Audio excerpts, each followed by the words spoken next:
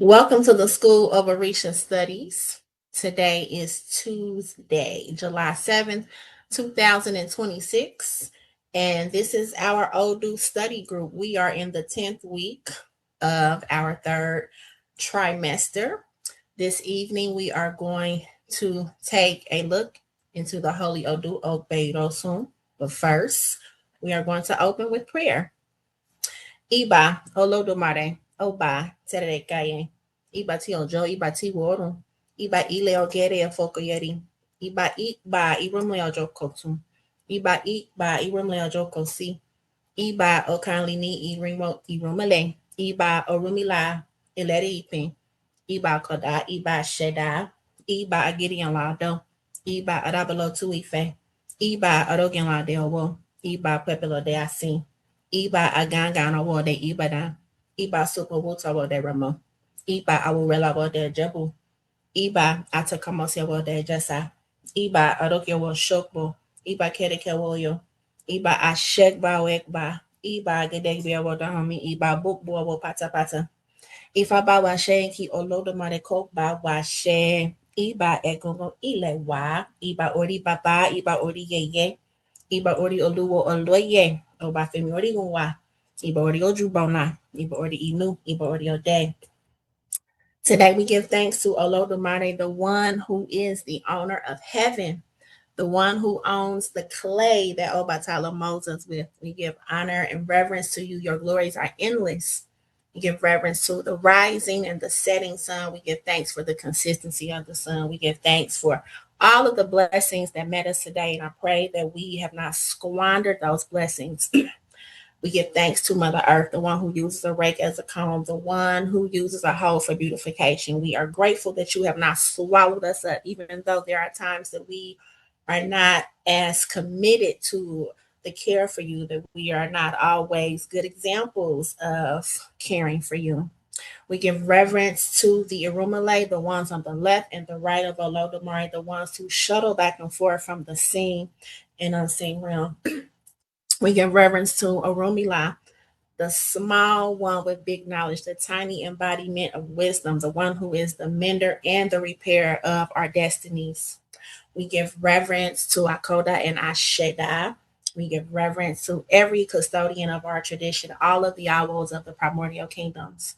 We give reverence to our ancestors, our maternal and paternal lineage. We give reverence to their brilliance. We are grateful for the names of the ones that we know and the ones that we do not know. We know that no matter how far a river flows, it will never forget its source. Let us not forget all of the sacrifices that our ancestors have made, the sacrifices in living and the sacrifices in dying. We give reverence to the oris of our fathers and our mothers. We give reverence to their ashe. We give gratitude for their ashe. We give reverence to the Ori of our Oluwo Oloye Obafemi Onigunwa. I pray that his Ori continues to bless him, that his Ori will continue to accept all the things that were chosen in the prenatal state. May his Ori continue to back him the same way that the stars back the moon. If his blessings be high in the mountains, I pray that his Ori will take him there. If his blessings be in the valley, may his Ori take him there. I give reverence to the owner of the day, Obatala, the one who sleeps in white and the one who wakes in white, the one who pronounces judgment without anger. Baba, we are so grateful for your wisdom and for your example of austerity. We pray that the same way that your white cloth is spotless, let our character be spotless. Let our behavior be spotless. Let us always look to you as an example of patience, as an example of doing things until they are complete. Baba, we ask that we are able to embrace your wisdom and embrace your discipline and your commitment. Ashe. I give thanks for each and every Ori here in the School of Orisa Studies in Otoa upon 1E5. I pray that our Ori will continue to bless us, continue to accept the best blessings, the most favorable things for the fulfillment of our destiny. I come today with this offering of prayer, of gratitude, and I pray that this prayer is sufficient for the requests that have been made. I promise that if we continue to be blessed, if we continue to be aligned with the things that are fulfilling for our destiny, I promise that each and every day would be a day of commitment, a day of renewing of our commitment to the ones who we are destined to serve. Ashe, ashe, ashe, wa. So, as I mentioned, today we are going to dive into the Holy Odu, Ògbè Ìròsùn. I want to welcome everyone again to this week's Odu study group. On behalf of the Orisa Lifestyle Academy, I thank you for joining us. Each Tuesday, we gather to study Ifa, not only to study, but to cultivate the discernment and the character and the wisdom that its teachings are meant to produce. And tonight, we're going to journey through Ògbè Ìròsùn. This Odu asks a question. How does Ifa teach us to distinguish revelation from projection? Through our featured verse in itan, we will examine the relationship among dreams, Ìdáfá, Ebo, or Ori, Iwa, and destiny. We will explore the symbolic language of the Odu, consider its implications for leadership and community, and also reflect on how disciplined interpretation shapes both character and action. As part of our discussion this evening, Baba Oloye will draw out comparisons with selected ideas from Jungian psychology and also Joseph Campbell's study of myth. These comparisons are offered as points of reflection and dialogue. Throughout our study, orthodox Yorùbá Ifá remains the primary interpretive framework. So our hope is that each of us leaves tonight with a deeper understanding of this Odu and also with practical insight that can be applied in our own lives. I would like to now welcome with privilege and honor the Chancellor of Orisa Lifestyle Academy and the Director of the School of Orisa Studies, Baba Oloye Obafemi Odigunwa. Aburo Aboye. Aboye Aboshishio. Thank you so very much, Orimi Dara, for that eloquent and sincere invocation, prayer, and introduction. I pray that what we do today will be worthy of our ancestors and will shine a bright light for future generations to follow the way with confidence and with clarity. But most immediately, I hope and pray that what we discuss tonight will help to exemplify, excuse me, one of my recurring messages, which is Ifa is talking to you. Ifa is talking about you. When you're here and you're a part of the Itadogun process, I want you to suspend the temptation to project the images, the symbols, the feelings that arise when you explore the different verses. I want you to suspend the habit that we develop to deflect and to transfer the focus of the messages onto other people or onto other situations.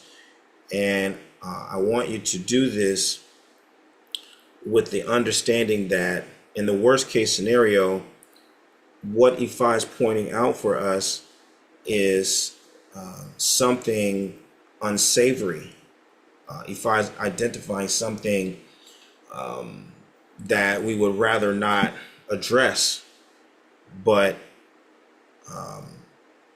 in our ability to not only acknowledge the things that we don't want to acknowledge about our lives or about the circumstances in which we find ourselves, the things that we don't want to acknowledge about the people that surround us. It's in our ability to first see those things for what they are, and then take the next step, which is a really big step, which is to acknowledge the fact that where I am is 100% the product of my decisions. Even though what we're talking about and what we're dealing with is 100% about supernatural things, right? That's why we're here, because we are dealing in the supernatural. But we live in the natural. So even though Ifa is exposing things from a supernatural perspective, the intent isn't to send you further and further into space.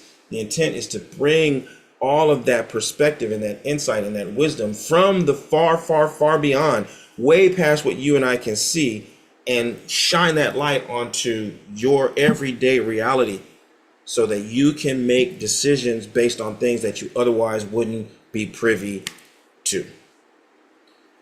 So once you grasp that and you really internalize the balance between, what Ifa is revealing to us and where Ifa is getting this information from and your ability to use that information, then it also puts you into the perfect position to now optimize the opportunities, to leverage your strength, to minimize the threats, right? So what we're seeing isn't just the unsavory parts of life and of reality, but also the most choice, the most magnificent, the most beautiful, the most pristine, the most inspiring aspects of life as well. It's just easier for us to detect those and also to project our hopes and our aspirations onto things that really require work. So Ògbè Ìròsùn is such a wonderful Odu for that. Those of you who've been in the school for a little while will remember that this particular Odu was very, very powerful for our development as a group. Can you all see the background change? Yep. All right. Excellent.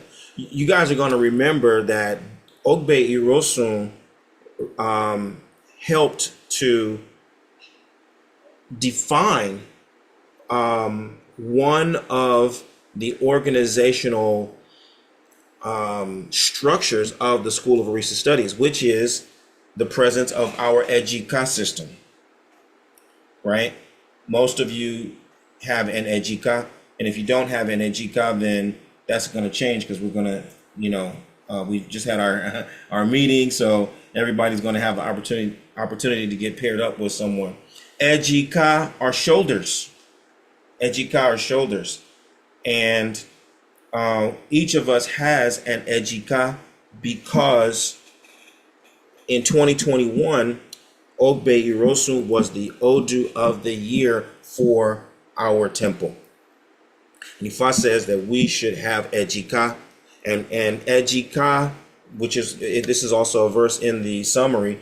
The Ejika was a person who helped his peer and his whole family to be initiated to Ifa, and in so doing, he solved all of these people's problems, or Ifa solved their problems, but they were able to do so because of their Ejika. So Ògbè Ìròsùn called us into action to partner with one another as learners, and it fits perfect with my own educational philosophy, which is peer-to-peer education. In the community, we know it as each one teach one, right? So an Ejika is an example of each one teach one, right? That came out of Ògbè Ìròsùn. And another memory that you probably have of Ògbè Ìròsùn is of the Ebo. Do y'all still remember the images from the Ebo of Ògbè Ìròsùn? It was I've forgotten the Babalawo's name, but he's from Ògbómọ̀ṣọ́. But he made the Ebo for us, and it's The Ifa is in the center, and there's, I think, 16 lamps that are all around the Ebo. It's all dark, right? You remember that? And even when we cast it, Baba Araba and I made a lamp and lit it and made prayers as soon as we cast this Ògbè Ìròsùn. And so visually, that was a very powerful image of some of our early sacrifices, of it being in total darkness. But that is exemplary of what Ògbè Ìròsùn tells us, which is about your blessings are coming to you, but they're coming to you in the dark of night. And you are totally hidden from the agents of blessing. When they're coming to offer and add something to your life, they can't find you because you're hidden in the darkness. So Ifa says that you should sleep with a nightlight. And so that whole year, we slept with a nightlight of some sort. And it was very interesting because I remember some people's dreams were totally snuffed out. I think Awolowo was one of those people who was an avid dreamer, but with having the nightlight, his dreams were almost non-existent. And then there was a couple people who fell into that category, and then others who had the opposite effect. But that was really interesting to me, that the nightlight really impacted our dreams. But Ògbè Ìròsùn also is the Odu that talks about people who are dream diviners, Alalata.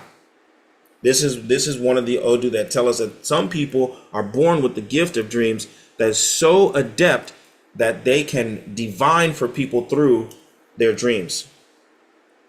So Ògbè Ìròsùn is powerful for our community as well, because dreams, as you know, is part of our secret sauce. Dream incubation is a whole class for us. Every Thursday we get together and we go through the process of analyzing and interpreting our dreams and exploring the symbolism of dreams and all the different intricacies that go into the world of dreaming.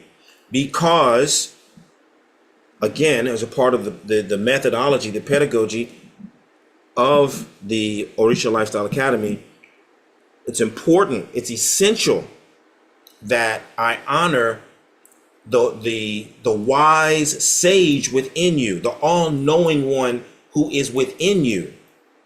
As your teacher, I know you were born with a full deck. I know you were born with a full deck because I've been a teacher for a long time, and I've taught people for a very long time, from age 3 up to 73. And based on the conversations and the observations, I know that nobody comes here empty. Everybody's got everything that they need from the very start. It's a question of how adept are you at going in. So when I think about the imagery of the darkness and us making sacrifice with lamps, that to me signifies, again, your ability to look within, which takes me back to the very first statement. Ifa is talking about you. Ifa is talking to you. What I need you to develop is the courage and the will and the conditioning to look inward and keep looking inward, to not look away, to not divert your eyes, to not change the subject. Keep looking yourself directly in the eye and go deeper and deeper and deeper and deeper into the depths of the darkness of your soul to really see everything that's there, because you need to be able to see it all to make use of it and appreciate the fullness of who you are and what it is you bring to the table. It sounds great to say I'm going to use my natural gifts and talents to serve, but if you're afraid to see the full spectrum of your natural gifts and talents, then you can't use them. You're going to be afraid to use them. You're going to always pull back. You're going to always hesitate. You're going to feel that you're getting close to a certain aspect of your essence. And as you get closer, you're going to withdraw. You're going to hold back. You got to know what's behind door number 3. It's a terrifying monster sometimes, But you got to know, and you got to be ready to open that door and welcome that monster and get on his back and ride that bad boy all the way to the top of the hill, because that monster is the only one that's going to get you through the obstacle. You can't be afraid of that monster. You got to embrace that monster. You got to know that monster. That's the darkness and our ability to turn that lamp on when we make our sacrifice. That's us sleeping with the nightlight, where our imagination is uninhibited, when our defenses are totally down, and our mind and our soul can go exactly where it needs to go to get the medicine. You can't hold back. That nightlight being on is indicative of your ability to see the fullness of who you are, the total scope of your imagination, and claim it and embrace it. Recognize what it does, the things that it does that you don't like, the things that it does that you do like. All of it helps make you who you are. So Ògbè Ìròsùn is very powerful for our community of learners. This is a very important Odu for us. This is a seminal Odu for us, particularly when it comes to our methodology. And so what we're going to do today is we're going to examine Ògbè Ìròsùn as we do from the perspective of Ifa, and Ifa as it is practiced in West Africa. And we're also going to add a couple of filters of our analysis of the selected verse using Carl Jung's work as well as Joseph Campbell's work, because they are relevant to our ability to see ourselves and understand ourselves as complex, multifaceted beings. So welcome to the School of Orisa Studies. Let us get into our conversation. But before we do, let's get some of the mechanics underway, so you'll understand the context for this particular verse of Ògbè Ìròsùn.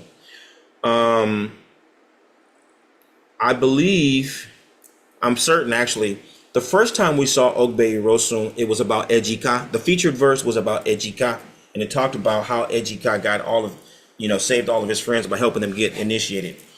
And because of that, also one of our observances, we're going to get to that, is this Ifa speaks to the importance of people having Ifa.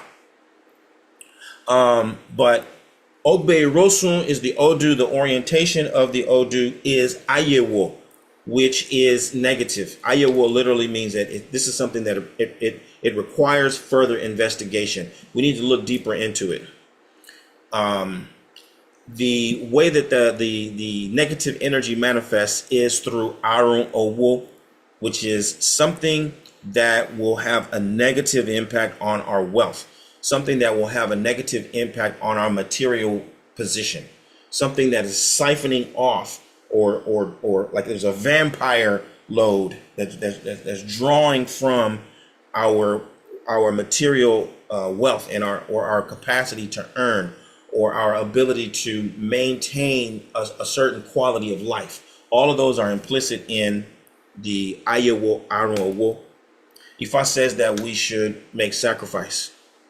Ifa says that in addition to making the sacrifice, there are several observances that we should keep. One of which is to sleep with a nightlight.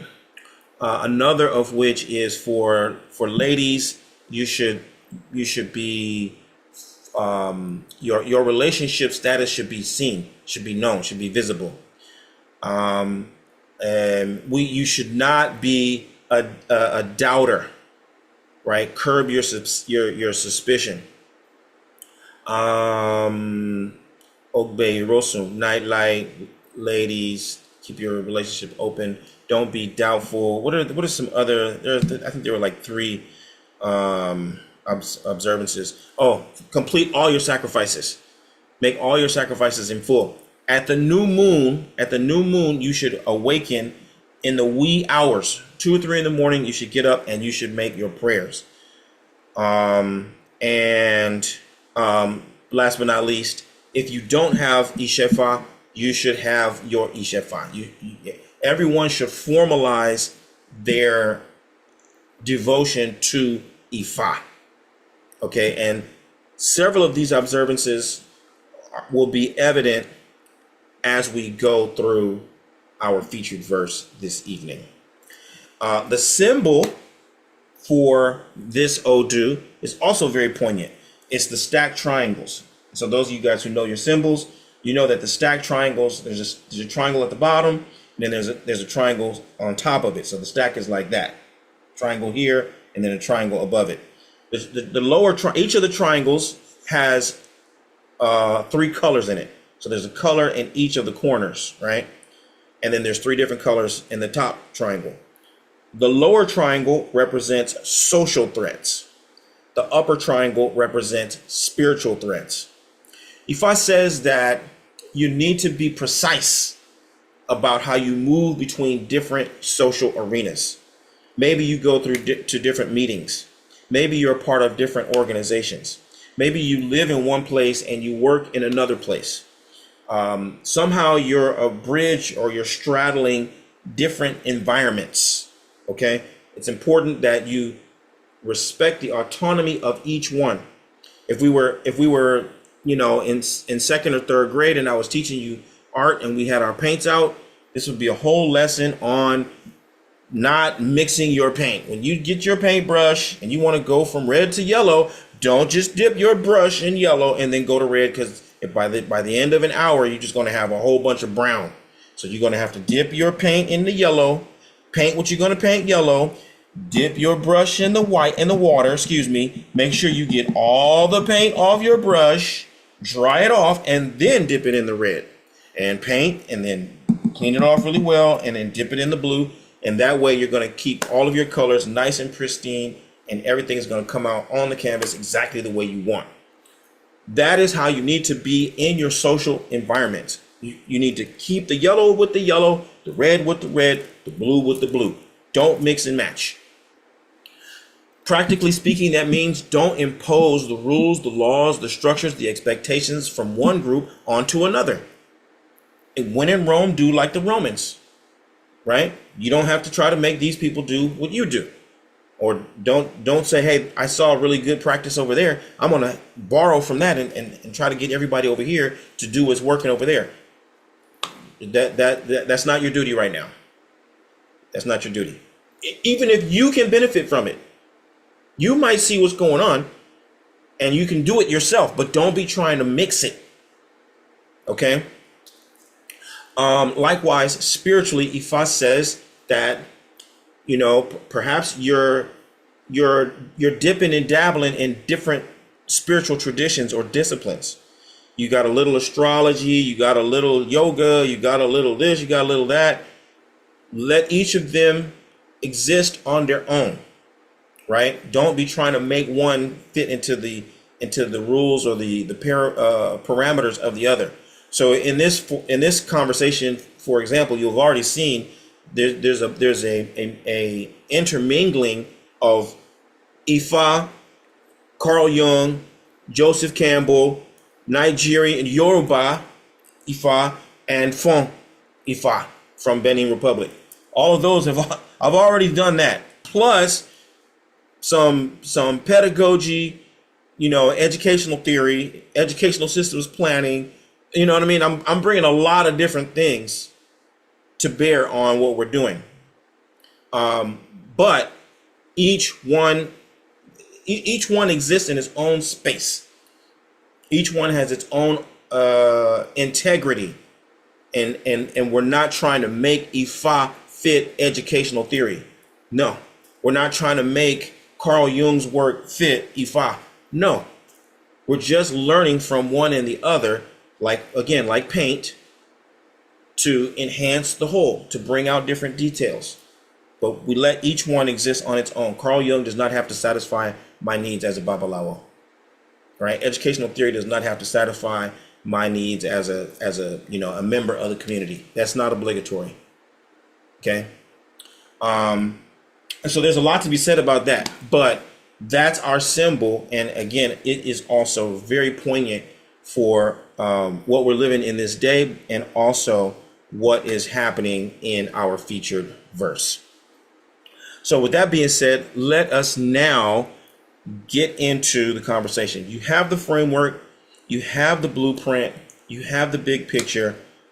How does all of this play out? How does the energy flow in a way that you and I can make sense of it and see ourselves in the drama that Ifa has described? So the central question that I want you to ask yourself is, how does Ifa teach us to distinguish between revelation and projection?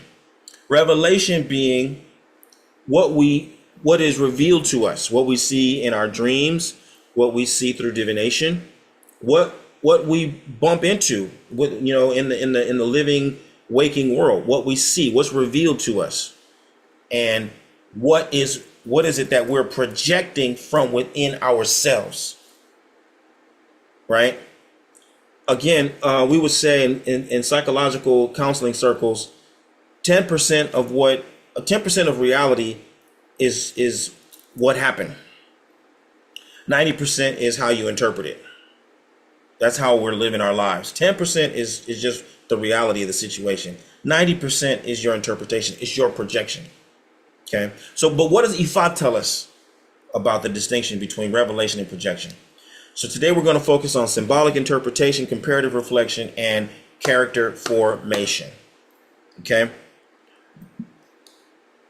Why study one Odu so deeply? Why go through all of these phases to explore? It's not even one Odu, really. We're just going to do all this to comb through a single verse. Because one Odu studied deeply reveals more than many Odu studied superficially. One Odu studied deeply reveals more than many Odu studied superficially. Quality over quantity. Part of what I'm aspiring to do here is model for you the best practice for being able to excavate the wisdom of Ifa from any verse that is cast for you. It's the methodology that I want you to adopt, even more so than the loading of the verses. This is contextualized by the expectation of a babalawo. A babalawo is expected to learn a verse a day. A babalawo is expected to learn a verse a day. And so when you meet people who are akiribata, for example, someone who is known as akiribata, this is someone who knows 16, 20 verses for every one of the 256 Odu. That's someone who's learned a verse every single day for decades, though. Right? And that's important for some people. But for you, what I want you to do is I want you to go deep. I want you to go deep. I want you to go inward. Okay? Depth is better than breadth in this particular instance. So today, in our learning journey, we're going to move through 5 stages of Ògbè Ìròsùn, of this particular verse of Ògbè Ìròsùn. We're going to encounter the verse. We're going to experience the itan. The itan, the verse is the essay. The itan is the story. We're going to take a traditional interpretation, what Ifa says according to Ìṣẹ̀ṣe tradition. We'll make a comparative analysis using Carl Jung and Joseph Campbell, and then we'll look at opportunities for you to embody the teaching. That's where it matters most. Okay, if you embody it, you're going to remember it. You're going to know it. You're going to live it. You're going to become it. And that is the highest level of wisdom, becoming. So we covered some of what we already know about Ògbè Ìròsùn because it has come for us before. Based on your own recollections of Ògbè Ìròsùn, if you have any, even if you have some relationship with this Odu outside of the school, maybe this was cast for you or it was cast for someone else, what can you say? about Ògbè Ìròsùn very briefly. Even if there's nothing, or the only thing you can say about it is something related to what I've already said, that's fine. Just jot it down and hold on to that as a point of reference as our conversation proceeds. What I want to do here is give you a little insight into how an Odu or an essay is structured. Okay, this is how essay Ifa, all verses of Ifa are structured in this particular way. First, you have the name of the priest. The Babalawo who speaks, he invokes Ifa and receives a message. Okay, so when you're chanting Ifa, those of you, let's say maybe you say Ogbedi Babalawo mi. Ogbedi is the name of the Babalawo. Babalawo Omi. Omi is the client. Adifa fun Omi. The reason for divination, number 3. Omi ntorun ombo wasile aye. Omi was water was coming to the earth. They told Omi to make sacrifice. Omi barubo. Omi made the sacrifice. Koleba deni akwesi. Right? Ori made the sacrifice, and as a result of the sacrifice, Ori came to the earth. Ori hit the ground, and Ori was able to make a pathway. Water hit the ground, because water never hits the ground without making a path. So when the water came, water hit the ground, and water was able to make a way for itself. What do we learn from that? The moral of the story is, if you make sacrifice, then you will be able to make a way for yourself. You can be as gentle as water and still make a pathway for yourself. Okay? Every Odu Ifa has this structure. If you don't see this structure, it's not a verse of Ifa. Period. Okay? And this is characterized or defined for us by Wande Abimbola. If you ever have the opportunity to get the book, it is, I think, very easily available. Ifa, an exposition of Ifa literary corpus by Wande Abimbola. Anything that you can get written by Wande Abimbola is going to be a valuable treasure to your library. He's a classic practitioner and scholar of Ifa. Okay, we're not moving.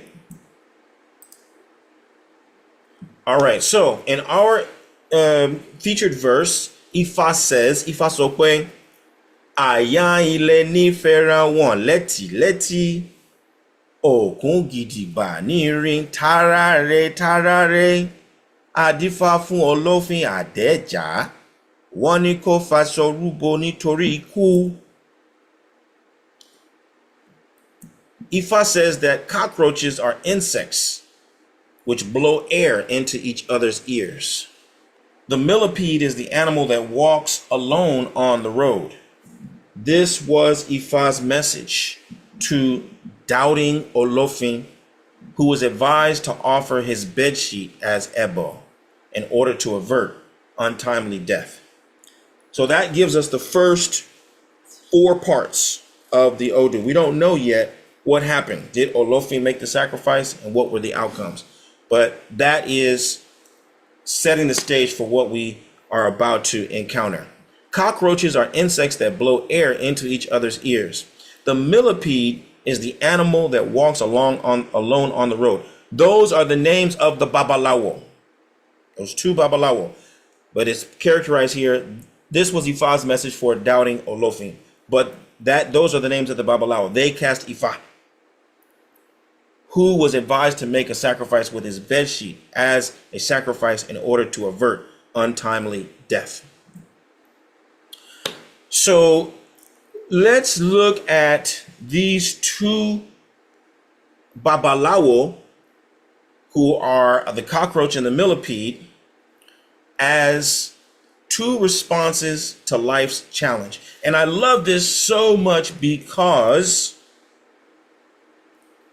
choices, responses, this is your superpower. When we go back to what I was saying in the beginning, your ability to shine the light on the full dimensions of who you are. In the worst case scenario, I know that we don't like to do that because we see things we don't want to see. And when we become real grown up about it, we realize, hey, the things that I don't see are the things that I have created. I made the decisions to put me where I don't want to be. This is what we are avoiding. But the minute that I realize, if I could make 1,000 decisions to put me in a place I don't want to be, I can make 1,000 decisions that will put me exactly where I do want to be. It's just a question of choosing one thing or another, choosing one thing or another, choosing. So here we've got two insects that characterize or embody the two possibilities that are before you, the forced choices that we are facing every single day. You can see why SU features so highly in our tradition, because decision making is so important. Ifa teaches that when pressure comes, our response reveals our destiny. So the cockroaches, when you turn on the light, they run. We know this, right? We know this. How do we know this? We've seen it happen. We've seen it happen. We've experienced it. The millipede, when the millipede sees the light, millipedes aren't afraid of the light, right? Millipedes aren't afraid of it. But Ifa says that Oromila is like the millipede, who even though he has 1,000 legs, he moves very, very slowly, very, very deliberately. So these two embody different ways of being in the world. On the side of the cockroach, the response of the cockroach is to flee, to hide, to avoid.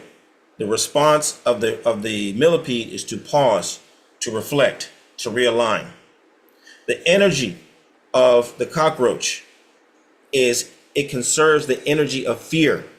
It's the way it moves is agitated. It even invokes fear and discomfort in us. The energy of the millipede is that it transforms pressure into purpose. You see, for example, when you touch a millipede, it's going to roll up. It's just going to be still. The outcomes that the cockroach generates are temporary relief, but perpetual limitation. The outcome of the millipede is growth, resilience, greater capacity, increased patience. The result that the cockroaches get is they stay small. They remain primitive, let's say. The result of the millipede is that they expand, they evolve, they fulfill destiny. And they do it, it's emblematic of that slow movement, taking step by step, steady, steady, steady. The path, the nature, the expression of the cockroach is reactive. There's no transformation. Whereas the path of the millipede represents something or someone that's intentional, someone that meets challenges and transforms them into stepping stones, right?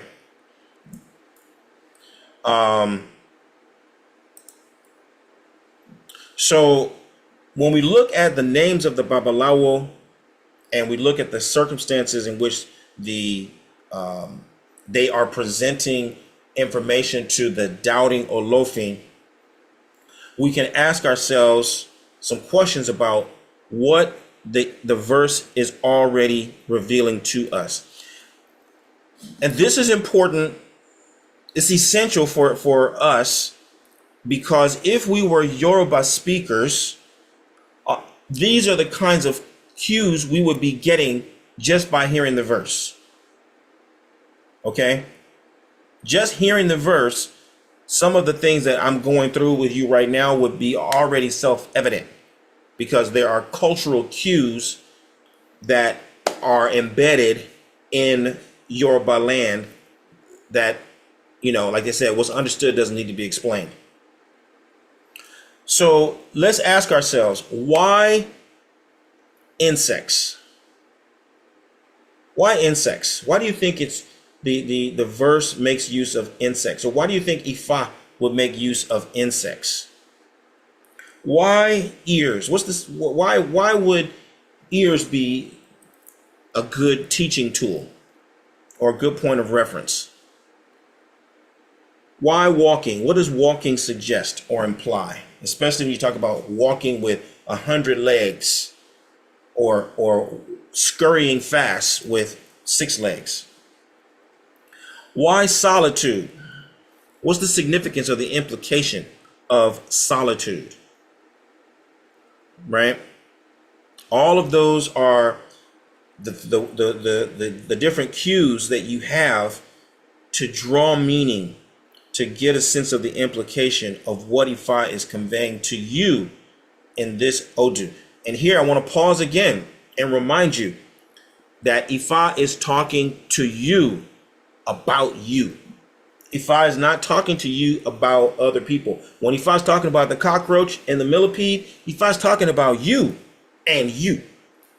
About you and you. So it's crucial that you sit with those images and the ideas, as well as the emotions and the energies that arise as you consider the insects, the ears, the walking, the solitude. Right? Because the story is already presenting you with opportunities to learn. The story is already starting to teach you something about yourself and the opportunity that is present in this particular moment. How does it look in full, in technicolor? Olofin, doubting Olofin, was the king of an unnamed kingdom. Olofin had been having dreams. And in one dream, Olofin saw himself being stabbed by sharp objects. And then in another time, Olofin not only saw himself being stabbed with sharp objects, but he also saw himself giving people the weapons that would be used to stab him. Olofin was convinced that this was an indication that his enemies were hot on his trail, that someone was setting out to destroy him, that someone was going to even try to kill him. This is what prompted Olofin to call on the Babalawo, who were named before, the cockroaches and the millipede. They cast Ifa for him. It was Ògbè Ìròsùn that came for Olofin. They said, Kábíyèsí, it is true. There is a negative vibe about you. This is coming Ayewo. This Ifa is not coming Ire, it's coming Ayewo. There is something off. However, Kábíyèsí, it's not somebody or something out there that's trying to get you. Don't worry. Ifa says you should do 2 things. You should sacrifice and you should remain indoors. Don't go out, especially at night.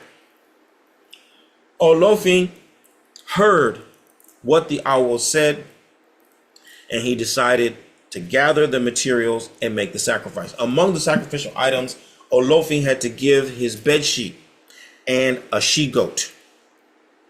Olofin completed the sacrifice and he retired to his chambers.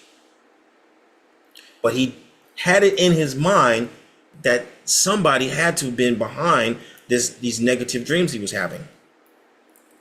That evening, while Olofin was in his chambers, his favorite wife came. And she told him, Kábíyèsí, is it really okay that we've got charlatans, scammers, and frauds running around the palace?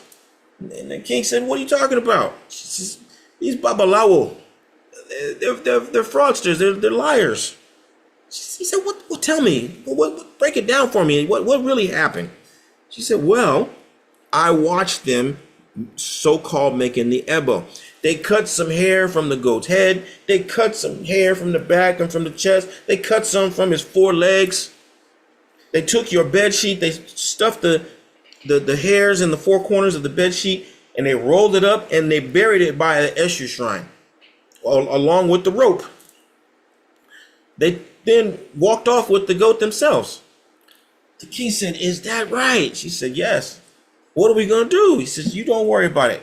You go on to bed. I'm going to figure it out."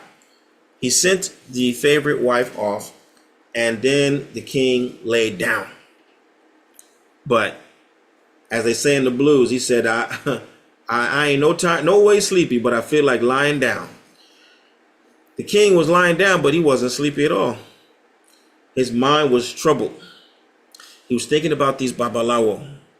He was thinking about the complexity of his situation and the fact that he knew that somebody was out to get him.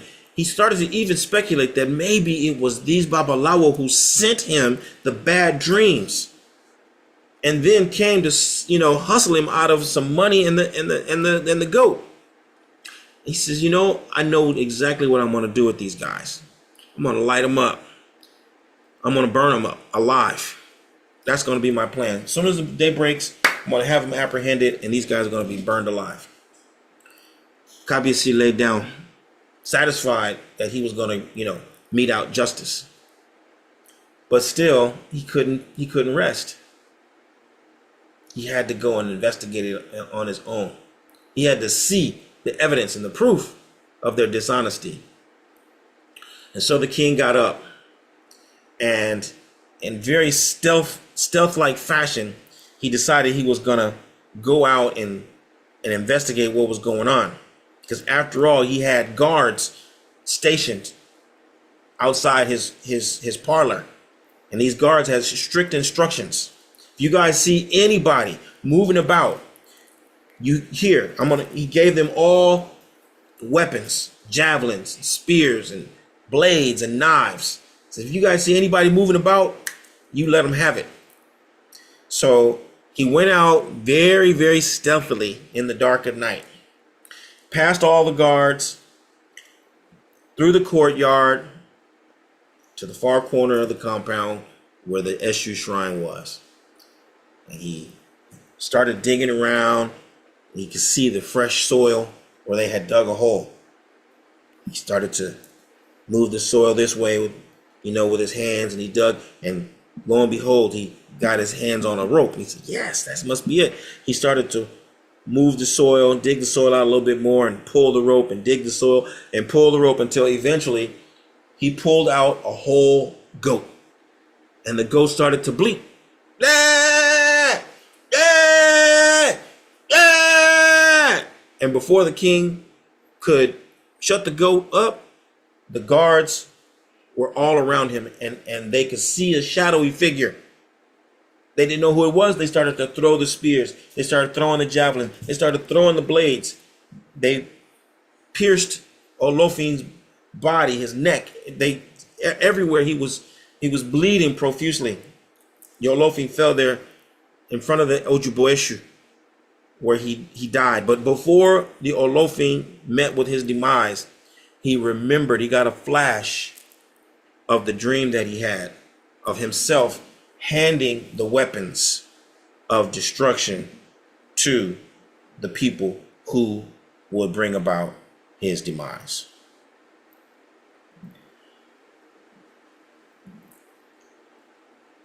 Why didn't Olofin understand his dreams? How come Olofin was unable to discern what the dreams were saying? Is because by their nature, dreams reveal, but they don't interpret themselves. Ifa is advising us that we have an inner vision. We have something that emerges from within ourselves, like a dream. But that inspiration, that vision in and of itself requires context. It requires not only context, but it requires wise context. So when we see something, we need to juxtapose what we see against what is truly wise. That is how we gain our interpretation. The king went to consult Ifa in order to get an interpretation of his dreams. And the owl told the king that the dreams definitely did point to some kind of negative energy. Ifa confirmed that yes, your dreams were of a negative nature. Your dreams were affirming for you that there's something profoundly negative. But Ifa told the king, it's not something out there though. There's nobody plotting against you. There's no one working to destroy you. You need to stay indoors. You need to sacrifice your bed sheet, which would cover you in your sleep. You need to sacrifice a goat, which would be your duplicate, your decoy, your substitute. And you need to stay out of harm's reach. If I want you to know that you need to stay out of your own way. You need to stay out of your own way. That is why the divination was necessary. The dream presented Olofin with symbols. Ifa provided the context for Olofin to then sit with those symbols. Olofin was given the opportunity, he was given the reassurance that the symbolism was negative, but it wasn't something outside of himself. And he was given enough time to sit with himself, to contemplate, to ruminate. But Olofin couldn't stand to do that. Ifa is advising you, take your time to be introspective. Take your time to think about where your ideas are coming from. Interrogate your assumptions. Challenge your thoughts and your ideas. Filter them through the parameters of wisdom.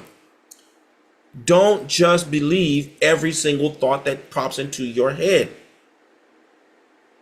Don't just discard those thoughts, but have the courage to interrogate them. Where am I getting this idea? Something that we learned in the spectrum of counseling is once I can determine the scenario that I'm in, how I'm feeling, what I'm thinking, how I'm interpreting things, I can say, well, where is it that I'm going within my own mind when I find myself in this circumstance? I feel like people are overlooking me. Well, where do I go in myself when I feel like people are overlooking me? I feel like somebody's trying to boss me around. Okay, where do I go within my own mind when I feel like somebody's trying to boss me around? These are the kinds of thoughts that Olofin ought to have been contemplating while he was staying indoors. That's what the opportunity Ifa presented to him, and that is the opportunity that Ifa is presenting to us. What changed when Ifa introduced the cockroach and the millipede? What changed when Ifa introduced the cockroach and the millipede? When Ifa introduced the cockroach and the millipede,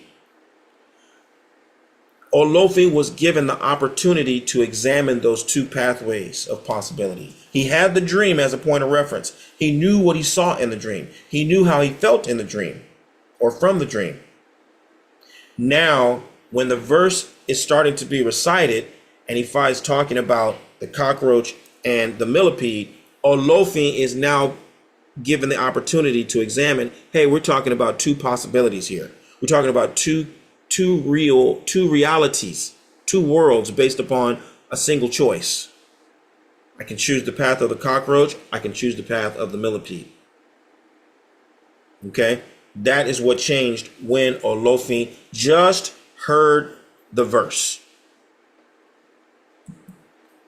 Right? All of this is what was laid out for Oloye just by hearing the verse. Why was Ebo prescribed for Oloye? Because revelation requires a response. Meaning, our theology teaches us that earth is a marketplace. Heaven is our home.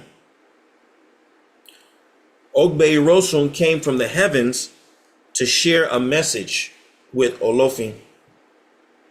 The Ebo was to send that message back where it began, because the journey is not complete until we return home. The Ebo signifies Oloye's commitment to send the energy, the messenger, back to where it belongs and put things in place on the heavenly side so that things would be in place on the earthly side. The sacrifice signifies our confidence and our certainty that the system is going to be complete. We know that if the divinities do their part, now it implies that we too will do our part. The sacrifice signifies what we do in our 4-part prayer. Oloye has made his agreement. As long as the heavens do their part, Oloye will do his part. All that's implied in the sacrifice.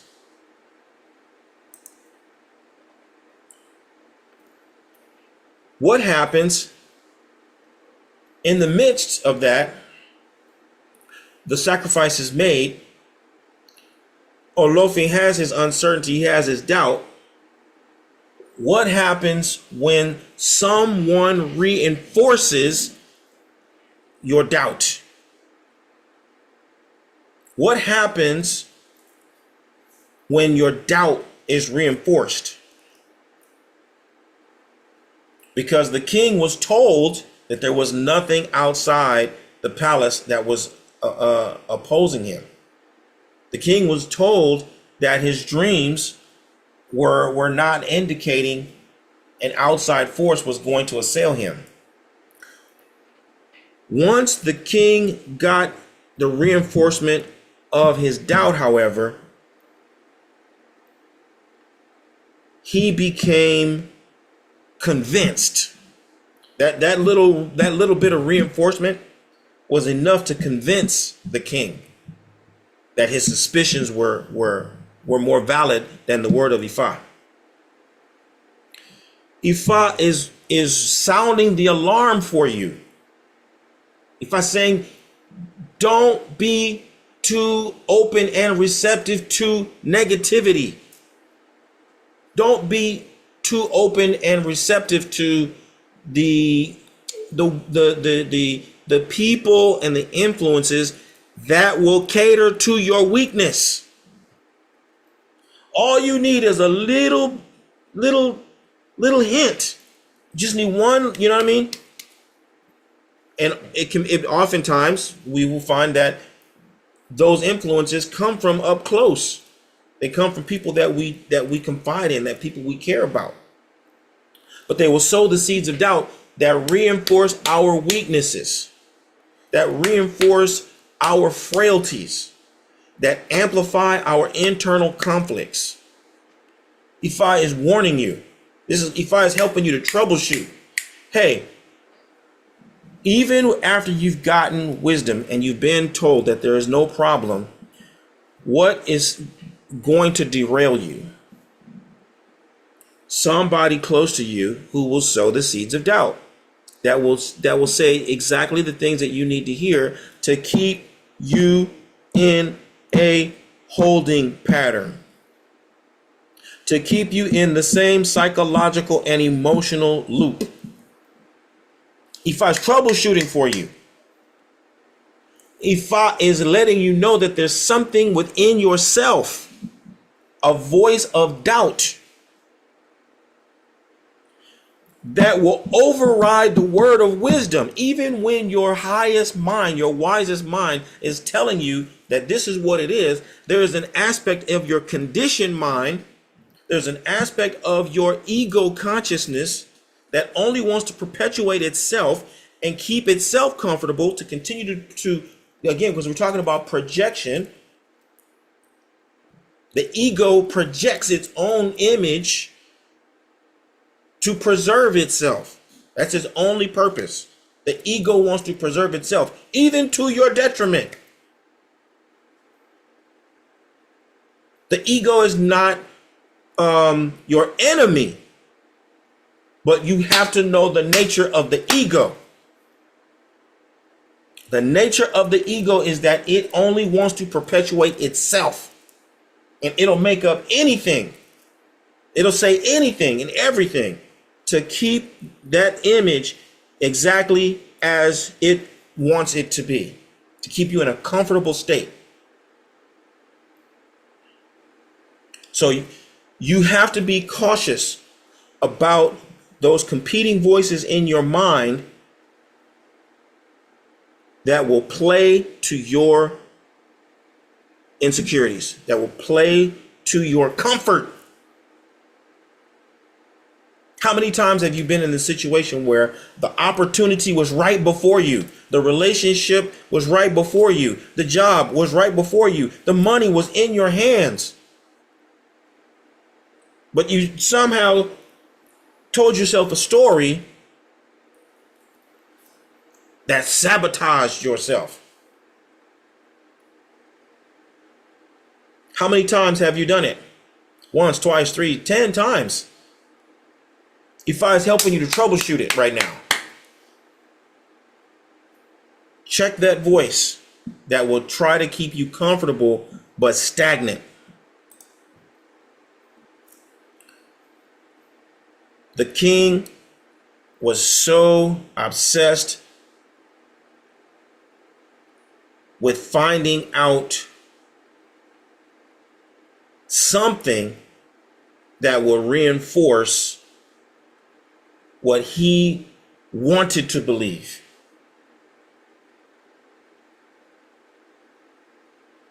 Sometimes Ifa sees something greater in you than you see or you believe is possible for yourself. And that's where the real challenge of growth comes in. Ifa is describing an even greater version of you. Because here we're talking about the king. We're not talking about somebody who was broken down, poor, and destitute. We're talking about the most powerful person in all of the realm. But he couldn't see beyond his own self-concept. He couldn't see beyond what he wanted to see. He couldn't imagine an even greater version of himself. So he looked and he looked and he looked for the opportunities to verify, to affirm, to validate his worst suspicion.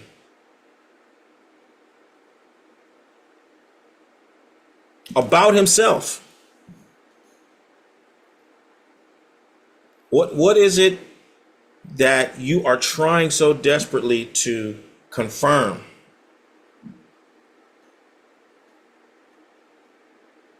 About yourself, about your environment. What is it that, in spite of all the evidence that this is the way forward, what is it that keeps you coming back to this idea that you got to keep looking, you got to keep looking, and you got to keep looking for something that's wrong, for something that's wrong, for something that's off, for something that's not right? Why is it that you keep looking for something that's not right when you're being told that this is what's right, when you can see that this is the way forward for you?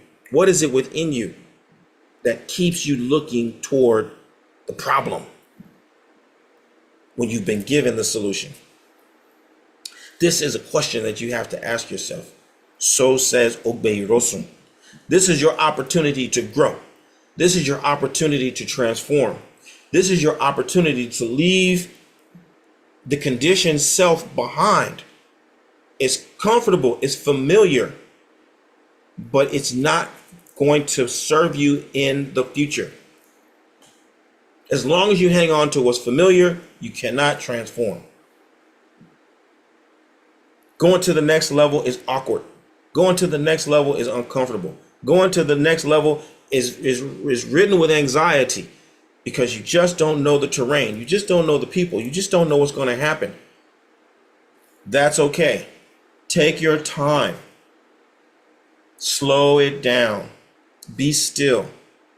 Make the effort to explore what else is going on within you before you just jump to what is familiar. Why did Olofin leave the palace? How come he didn't stay in his room? Because fear sought certainty. Wisdom required obedience. Fear sought certainty. And this is something that I know so well because that's what brings us to divination anyway.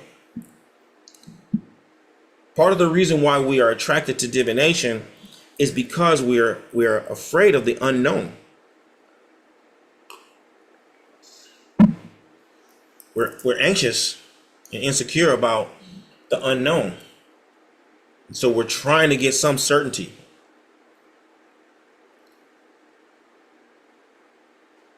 But when we get the certainty, we got to be ready to obey the words and the ways of wisdom. You don't let your fear drive you to get wisdom to then keep serving or seeking out the certainty of what you're afraid of. You're going to get the advice to follow the advice. Olofin left the palace because he was determined to satisfy his fears, to validate his fears, to confirm his suspicions. And as a result, Olofin met with a tragic demise. You should live long. Ashe. You will avert calamity. Ashe. You will choose the path of longevity and eternal life. Ashe. Over comfort, over familiarity, over satisfaction. What really killed Olofin? Was it weapons? Was it disobedience? Was it suspicion? Was it his character?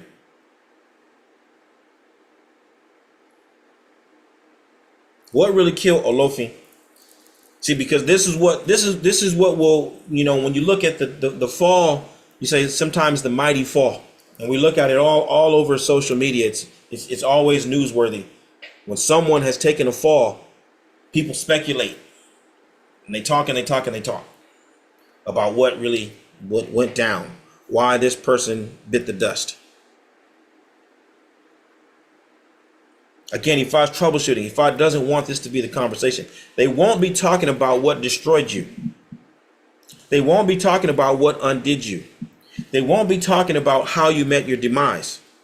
Ògbè Ìròsùn is setting the stage for you to avert this entire conversation. No one's going to be talking about how you were ended, because you are going to apply the wisdom that Ifa is giving to you. You are going to avoid affirming your suspicions and your fears, and you're going to choose to obey the words of wisdom. Olofin died by the very interpretation that he chose.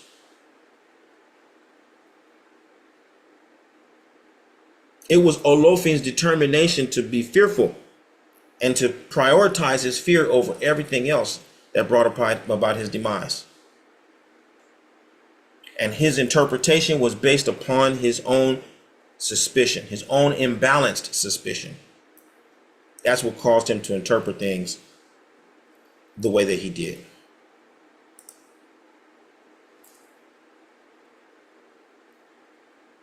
Oloye had a dream. He went to consult Ifa. He was told to make the sacrifice. He made the sacrifice. But his doubt made him to overlook and disregard the observances. And as a result, the Oloye left the palace and met with death. It's important that we see it all as a system, and everything goes together. The dreams, the divination, the sacrifices, the observances, keeping the observances. And in this case, that observance would have required patience, because Oloye was going to have to stay indoors, which means being, that's a metaphor for being still within yourself, as opposed to running out, going to look, going to search, going to find. Slow down. Sit with yourself. Sit with your anxieties. Sit with your fears. Sit with your uncertainties. Sit with them. Don't wallow in them, but sit with them long enough to acknowledge them and say, okay, you know what? The trouble is not now.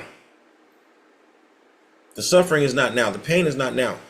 It's just that I'm afraid of it. I don't want that to be the case. Sit with it. Sit with it.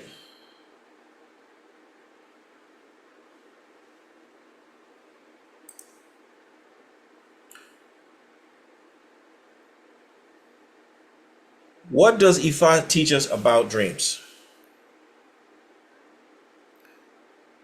Ifa teaches us that our dreams are revelations. Our dreams are gifts. They are medicine. But they have to be interpreted. They have to be interpreted. And the way we interpret our dreams, even if you go to the barbershop and you sit down and you chat with your cronies over there and they tell you their folk interpretations of what the dreams mean, your analysis has to come from your own lived experience. You're not using the dream book. You're not Googling stuff. You're drawn from what you know and what you've experienced and what you feel to analyze your dreams.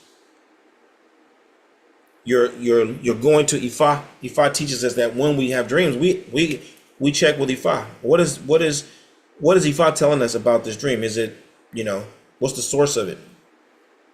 All of those add up to one thing. Your dreams have to be interpreted.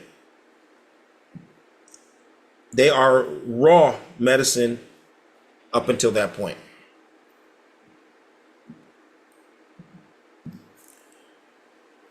What does Ifa teach us here about sacrifice, about Ebo? Ebo transforms understanding into action.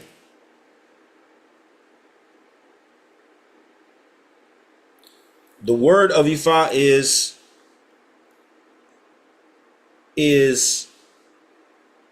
wisdom. It's potential wisdom.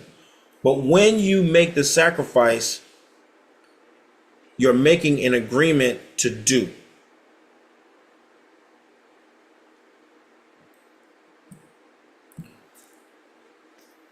What is Ifa teaching us about Ewo? Ewo are commonly referred to as taboo.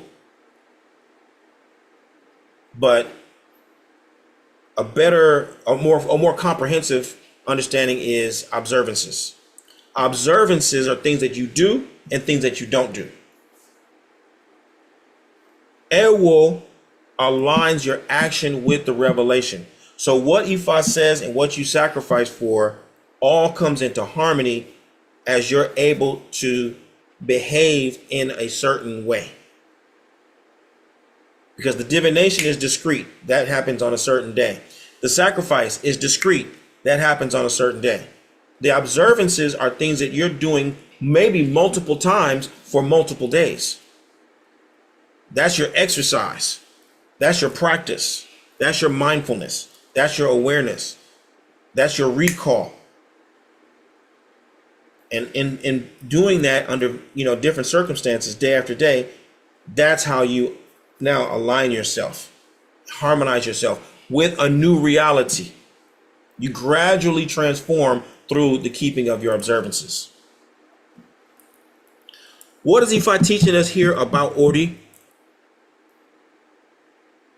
Your Ori receives guidance both through dreams as well as it's your Ori that's speaking when Ifa is cast for you.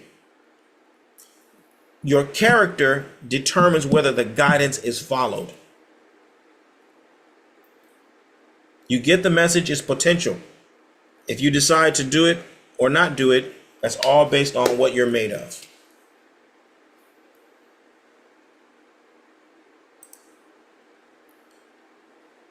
What is Ifa teaching us about Iwa, about character?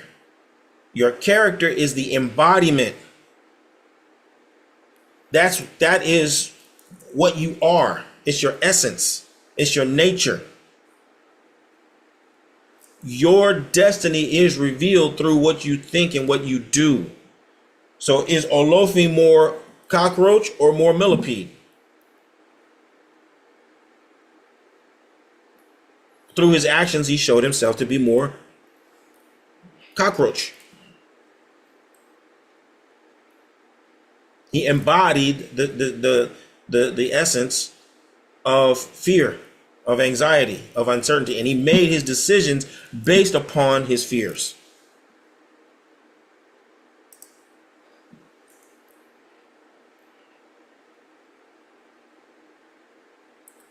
So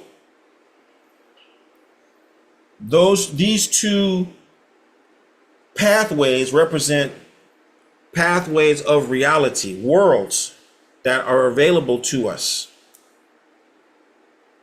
If we choose the path of the cockroach, then we go from the dream to death. If we choose the path of the millipede, we go from the dream to life. Ògbè Ìròsùn is troubleshooting for us.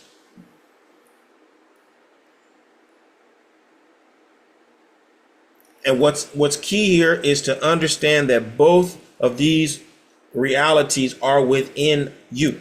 They are within us. This isn't one person and another person. These are two possibilities that are within us. And one is gonna manifest based upon our ability to make our decisions based on wisdom, or we're gonna make our decisions based on fear. We're going to make our decisions based on wisdom, or we're going to make our decisions based on what's familiar.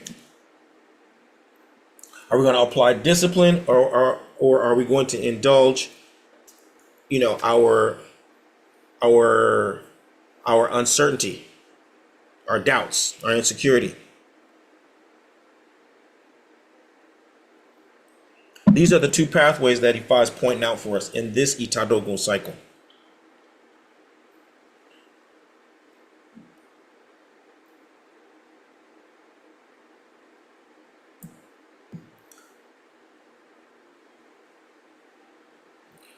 Which path did Olofin choose?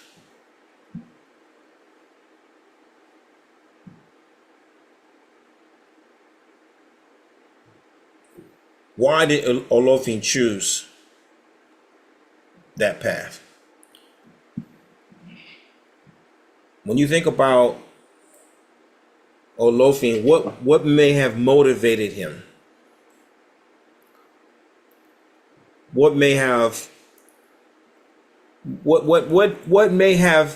Olofin been trying to avoid?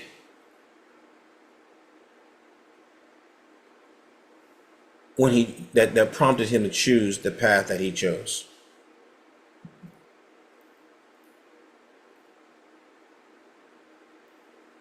What was Olofin's biggest error?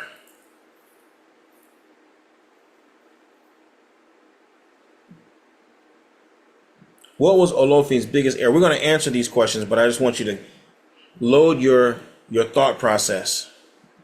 What path did he choose, and what prompted him What do you think he was trying to accomplish? What do you think he was trying to avoid? And what was the really his biggest mistake in this whole saga? So we'll back up here and let's take maybe two or three. What time do we have right now before we can break out? Yeah, let's just take two or three. What do you think when you think about which path Olofin chose, and not only what was he trying to accomplish, but what was he trying to avoid, and what do you think was the biggest mistake that Olofin made?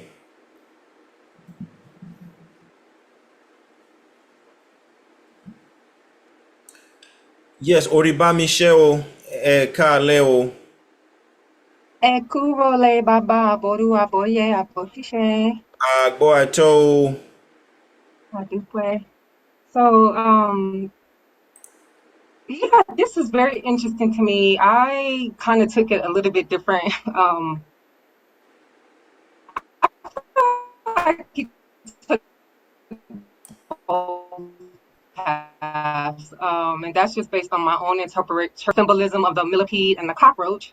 When I thought of cockroach, I did also kind of think of fear, but it made me think of, you know, when we see a cockroach, they always just moving, hurried, scattered. You know, they're reactive. You turn the light on, they bounce. You know, you know, they moving, scatter, very reactive. And I felt like that's just how the Olufin was responding to the dreams, to the divination. He was just, you know, even everything you were just saying, like, you know, he needs to stay opposite of that. And that was very symbolic of the cockroach, which I felt that's the path he takes. But also the millipede, when I was thinking like the millipede, like, you know, they're just, you know, they by themselves. I've never seen a group of millipedes like you see a mob of roaches. Like they just roll solo dolo.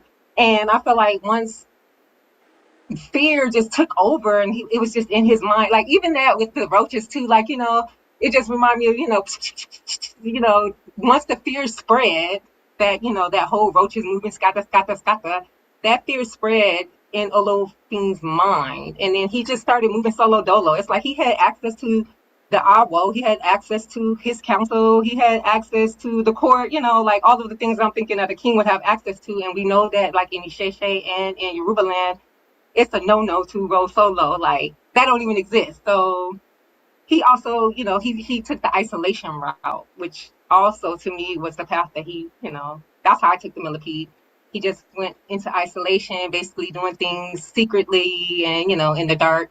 And then that, I think his biggest mistake was, I always go back to this because it's my ever lesson is, you know, he used his voice as a weapon. You know, he laid down that proclamation like, hey, you know, shoot first, ask questions last. And, you know, that's pretty much how he died. And I think that had he, I was hopeful for him. I'm like, oh yeah, you know, when he's walking like, yeah, you know, before I became a king, you know, I was a good investigator. I'm like, oh good, he about to go ask the Awo, like, hey, you know, what did my wife see? But he didn't, you know. I'm like, that to me was his mistake. Like you had access to still continue to receive information in that quote unquote crossroad. Ironically, he died at Eshu at Eshu Shrine, you know, at the crossroad. But yeah, you had information, you had time to still get information at the crossroad. And more than any, you know, any other I guess character in the story, you know, he had access to it and, you know, he did not, you know. So I feel like that was his mistake, just, you know, moving quickly, letting fear take over, and then, you know, not only moving quickly and scattered, and then putting himself in isolation, and then, you know, not using his voice to clarify and, you know, inquire, you know. Instead he, you know, he uses it as a weapon and, you know, damned himself. But I don't know what his reasoning was. That's the part I don't have an answer for, Baba. Okay, Yeah. that's fair enough, and that'll be something for us all to consider. You know, in order to understand how we will not succumb to the same kind of error, right? You say, well, okay, what was motivating the king? If we can figure that out, it will give us some insights into what motivates us. But thank you so much, Oribami Shea. Oridikwe, good evening. What do you What think? up? What would you say is the Olofin's? What path did he choose, and what was his biggest mistake? Aboro Aboye Baba Oreye Yo.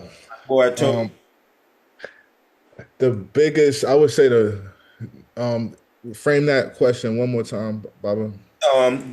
the path that he chose, and what was the mistake? What was his biggest mistake? The path that he chose was to, obviously ignore wise counsel, as well as to investigate um, things that he was specifically told not to do. And in those instances, it's like don't write a check your ass can't cash. And he literally led himself to his own demise.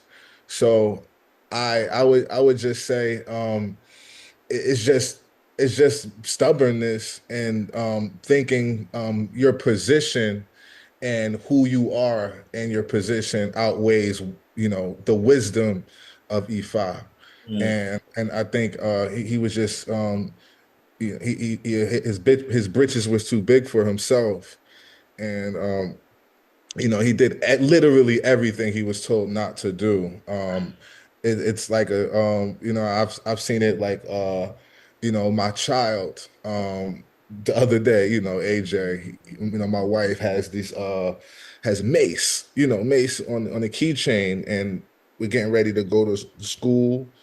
Kid sprays himself with it, specifically told don't touch this, but does it anyway. It's something like a child would do, I would say. It is very childish, very very stubborn of him to do. And I did want to answer the second part of that, Baba. Well, The biggest mistake. How would you define the Olofin's biggest mistake? the biggest mistake um, was literally everything he sacrificed literally came out to hurt him, to haunt him um, later on. And I would define that as at grave, gravely.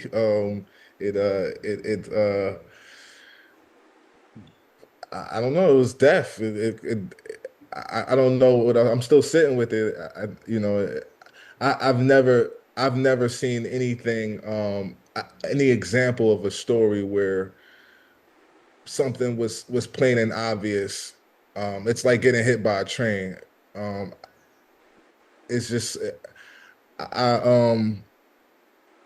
I the way that I learned EFI early on and try to practice it, it's just not, I wouldn't do what he did. I just it doesn't it doesn't make sense to me. I don't know what else to add to it. I'm gonna let someone else go, but yeah. Yeah, Olofin is a great example because he does epitomize for us the consequences of making you know counterproductive decisions. So it's a great model for us learning. Thank you so much, Dikpeng. La Cherie, what would you say is the Olofin's greatest error? For real, Boye, Baba, first of all. His biggest mistake to me was listening to his wife. Hmm. Mm-hmm. He was already given instructions what to do, but your boy Eshu come through. You know how he come through, Mm-hmm. and he came through the wife. Mm-hmm. Mm-hmm. Yes.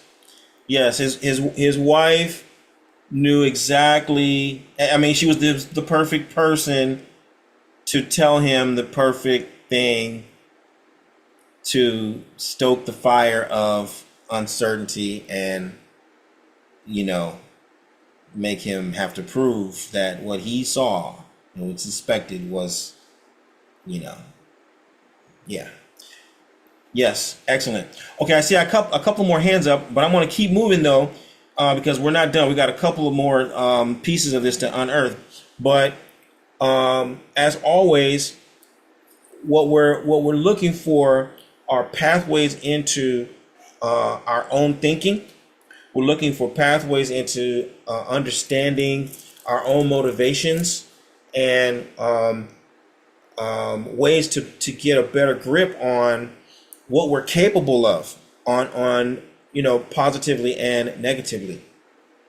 So in this case, we're left with some questions about what Oloye was trying to really, what he thought he was going to accomplish versus what the result of his decisions were. I would like to suggest that in this instance, the greatest enemy is distorted perception. We say perception is reality. And this is very important for us in the spiritual space because, we'll often hear about the relationship between our spiritual practice and mental health. And ever so often people will talk about how important it is for people who are in spiritual circles, religious circles, to get mental health treatment for mental health issues, to not try to treat our mental health problems with spiritual remedies. And we oftentimes think of this in terms of people who are really off the rails and we're thinking they need to be, medicated or something like that. And it's really not that severe. When we're talking about our mental health and our mental stability, it really is just at the most core level, understanding why we make mistakes, why our perception leads us to do things that are clearly not in our best interest. That's when we're talking about our mental health. That's at the core of it, at the real core of it. If we take all of the judgment, we take all of the condemnation, all of that out of it, what you're trying to figure out is, hey, how am I making my decisions? And what is it going to take for me to make better decisions? Well, it's going to be almost entirely predicated upon my ability to perceive things as they actually are, to perceive myself as I actually am. That's ground zero. Can I clarify and ground my perception in wisdom? Because then I'm going to make my decisions based upon what is wise. So to explore that in a psychological way, from a certain psychological perspective, we can apply a Jungian filter to this particular verse, right? Projection, dreams, and resistance are some of the features of Carl Jung's works and teachings. Projection is basically where I have there's something about me that something that belongs to my shadow nature that I can't accept about myself, so I project it onto you. I know I'm not. How do we used to say when we were little kids? I know you are, but what am I? I know you are, but what am I? I know you are, but what am I? That's projection. It could be projection. But you understand what I'm saying? There's something within myself that I can't accept. I can't embrace. So I criticize it in you. And as a matter of fact, probably the thing that bothers me most about you is something that I haven't resolved within myself. My dreams are going to reveal to me those things that are difficult or impossible for me to reconcile while I'm awake. It's one of the supreme values of my dreams, of your dreams, of our dreams. And resistance is indicative of the things that are in our nature. So, for example, you'll hear me often talk about if a person is introverted and they're having dreams of themselves, exposed one way or another, that's your unconscious mind, your soul conscious, trying to condition you, trying to prepare you, trying to expose you to the thing that you need to, to come out. The places where you find resistance is where you're going to find your opportunity, because 8 times out of 10, your gold is going to be found in what is persistent but unwanted. What in my life is persistent but unwanted? Because what I resist is what will persist. What I resist is what will persist. So when you can see things that are persistent but unwanted, you're also probably going to find that those are areas in life that you are resisting when you should be accepting, you should be embracing, you should be acknowledging. I'm not saying that you should be, indulging, but you should, your first phase of healing and transformation is acceptance. I am that way. Yes, that is exactly how I am. That is true. When you can just say that, you're met with some aspect of yourself that you don't like or other people don't like. Phase 1, start to accept. Stop resisting. Stop pushing back. Stop deflecting. Stop dodging. Stop ducking. Sit. Acknowledge and embrace. Yes. Okay. Oloye had the opportunity to sit with himself, but he refused to do it. So he could never get a grasp on his perception. He was too busy projecting.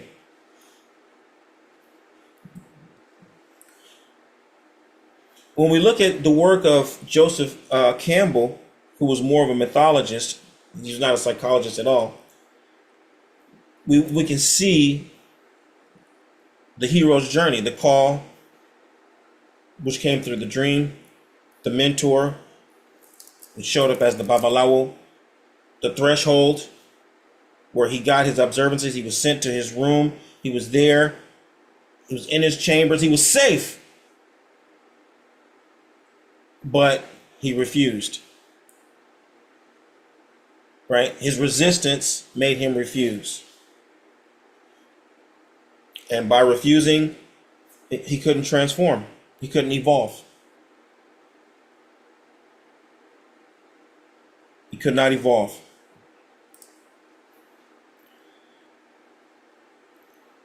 And so where Carl Jung and Joseph Campbell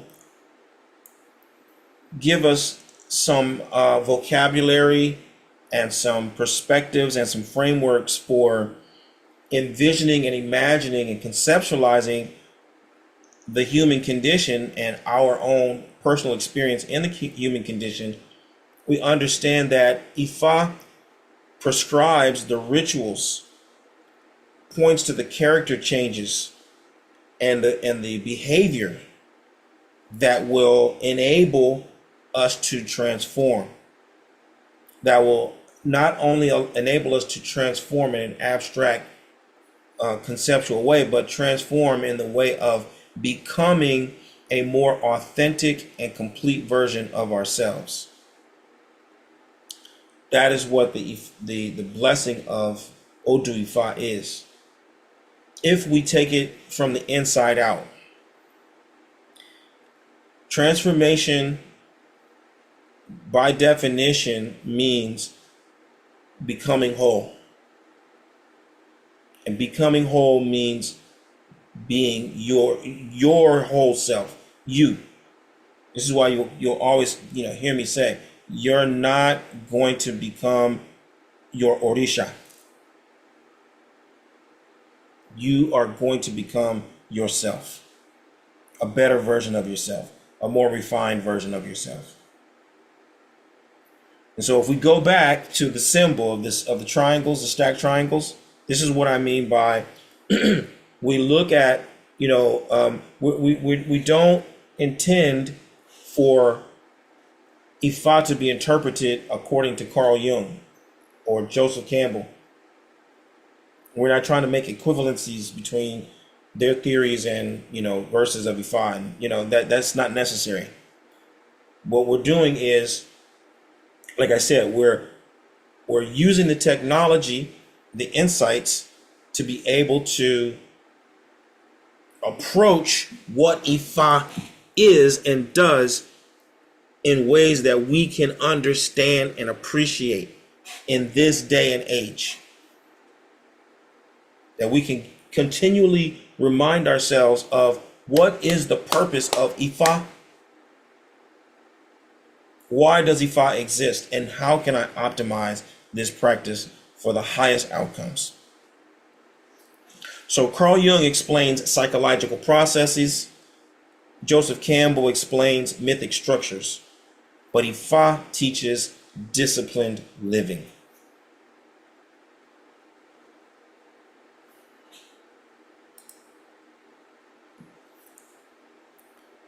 Olofin, seated with the Babalawo,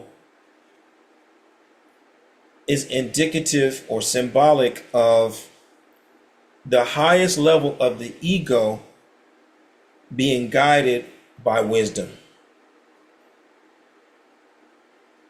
If we're able to be guided by wisdom, the ego becomes super powerful.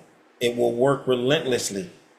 That endless creativity and flexibility and willingness to shift and transform will be working to satisfy our highest ideals and not to satisfy our deepest fears.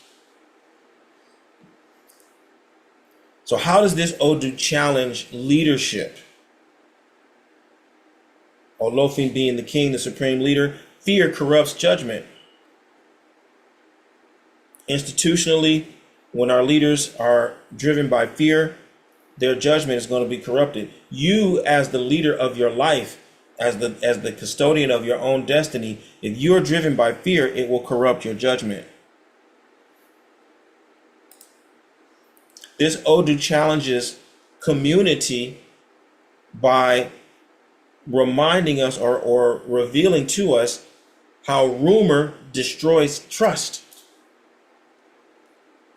How those voices of dissent erode the confidence and the forward motion of the collective, both of the individuals and the group as a whole. And for us in particular, our members in this space, Ifa is challenging us to examine how we interpret our reality, how we interpret the word of Ifa that is manifest for us every 16 days. How are we interpreting things? What's driving our analysis? What are we trying to accomplish? What are we trying to avoid? What are you trying to avoid and what are you trying to accomplish? Are you trying to satisfy your fears? Are you trying to confirm your suspicions? Or are you trying to adhere to words of wisdom? Are you trying to evolve and to elevate and become the highest version of yourself according to what Ifa has described? What are you doing? That's the challenge that Ògbè Ìròsùn has issued for us in this Itadogun cycle. And this is how character is developed. Character doesn't happen. It's developed. It's built. It's forged. It's molded step by step, bit by bit. You get new information. You learn. You grapple with that information. You analyze it. You get meaning from it.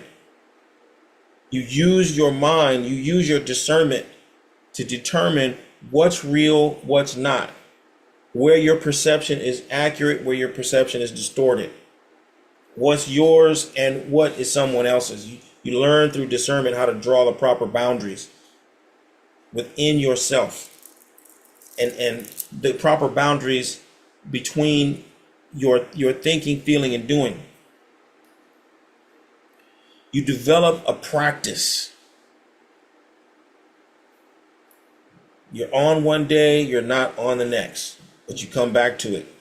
You get it right this week, and you need to work a little bit more the next week.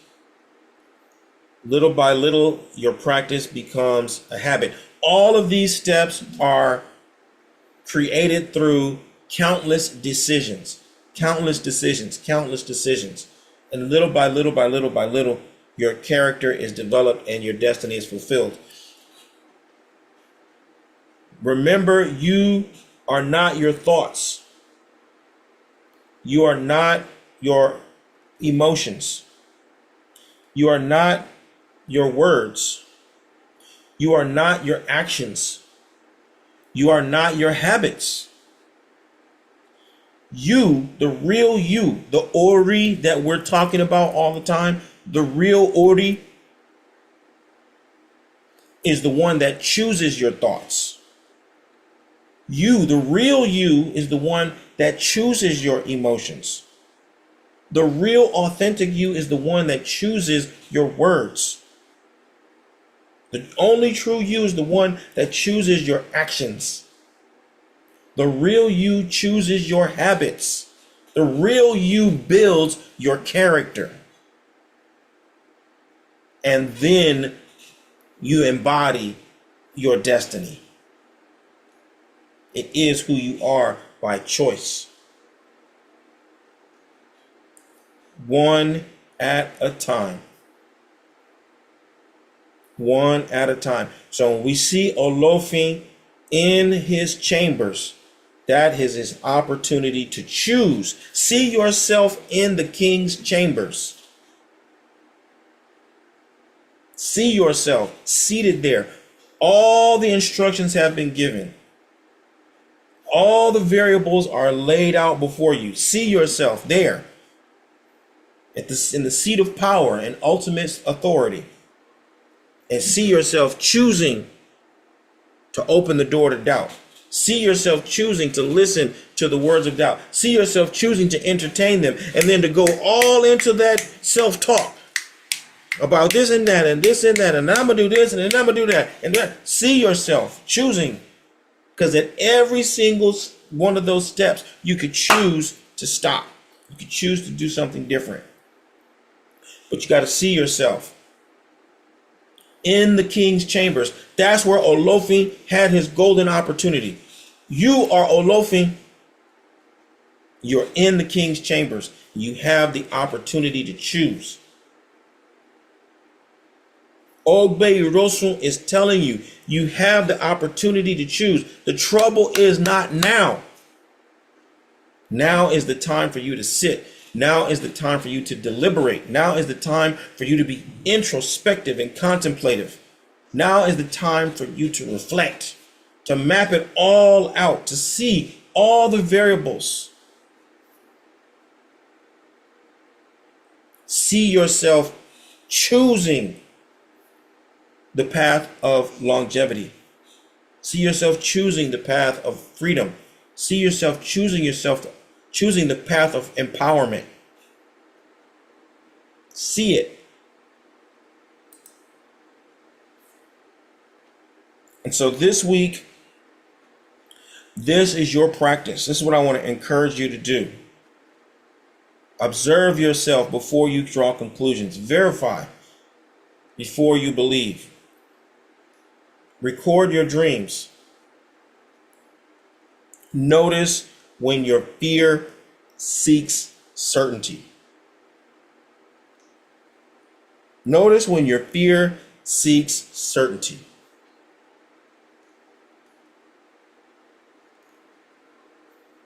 Okay? Ògbè Ìròsùn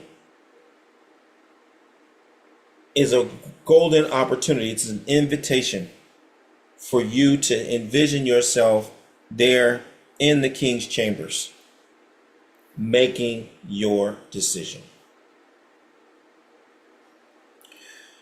So I am going to pause there and make it. We're just at we've got about 5 minutes. So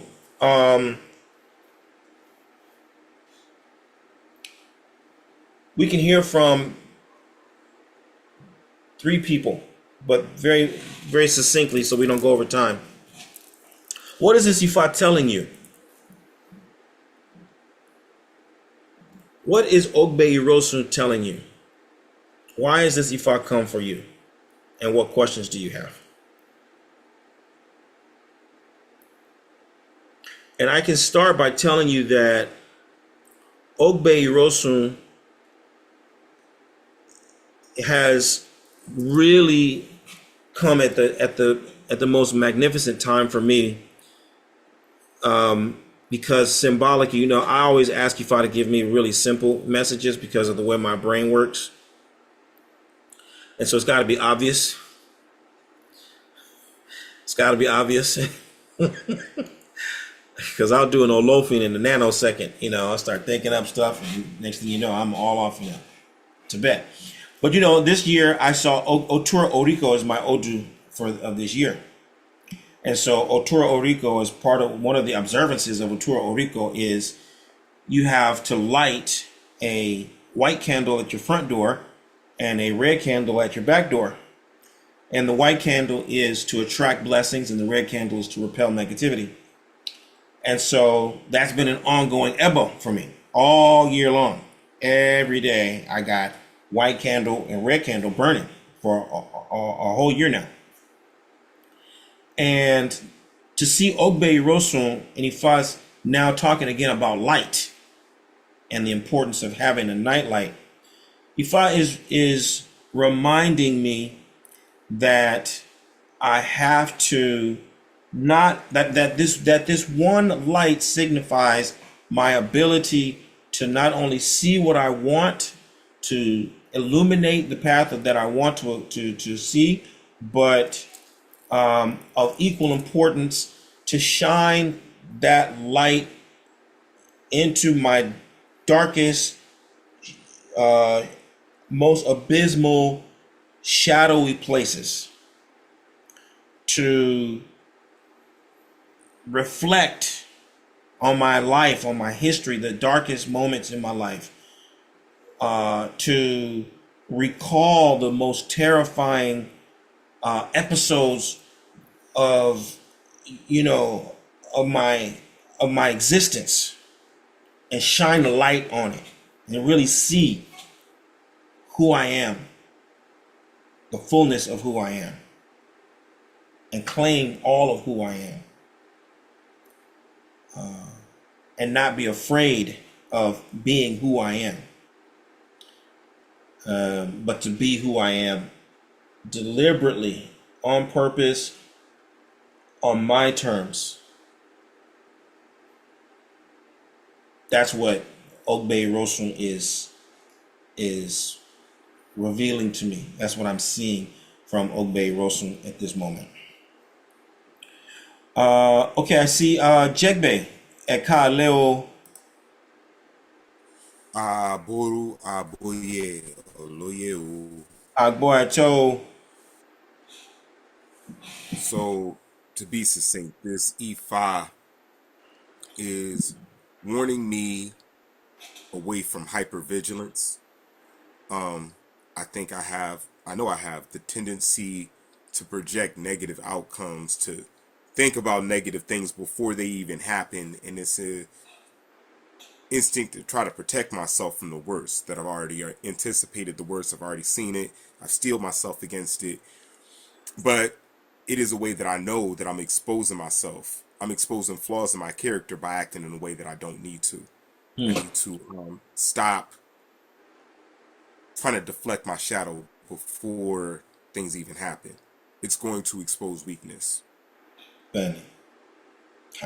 May Ògbè Ìròsùn make it so.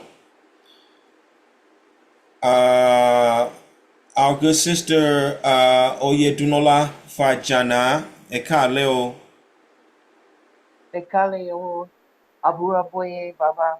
Agboato. Um, Modupe. I think this is talk. Well, I know it's talking to me about discipline. I'm having a very hard time being disciplined, not so much in spiritual work, but more for myself as like uh healthy habits, healthy eating habits, things like that. I feel like after I had my son, because before I had my son, I was plant-based. After I had my son, it seems like I can't get back into that. I'll eat a salad, you know what I mean, eat fruit and stuff like that, but to just be without meat and bread at this point in time is like, what is going on? And I just find it very hard because I have certain goals and I'm just not hitting them.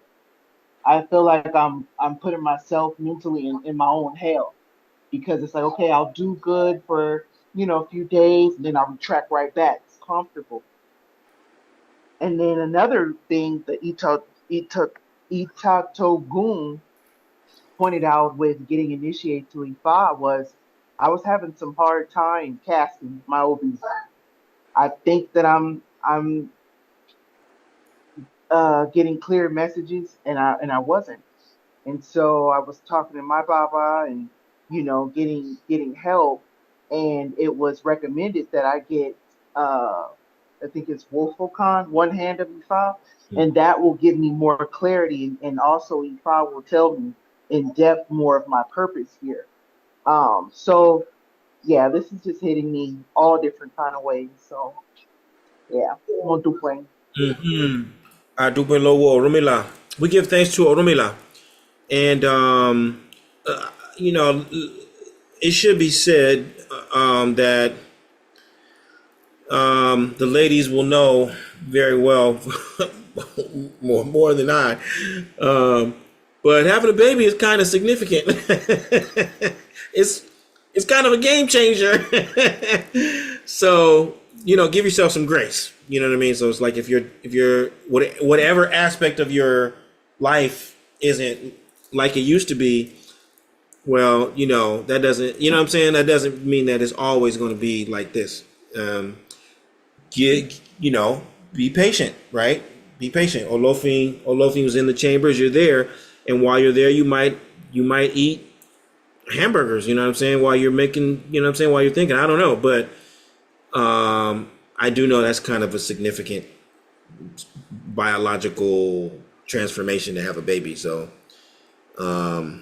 seek good, wise counsel. People who are really knowledgeable, who have lived that kind of life and had babies and can give you some more context than, yeah,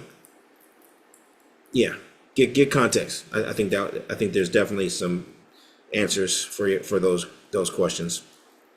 But then as it pertains to the Ifa part of it, definitely having your hand of Ifa that is will help you. That is the purpose of having your hand of Ifa, is to be able to formalize and solidify your communications with Ifa, right? So it's going from just praying and being a believer to actually having let's say if we metaphorically, you got a phone, that has apps on it, but it doesn't have services.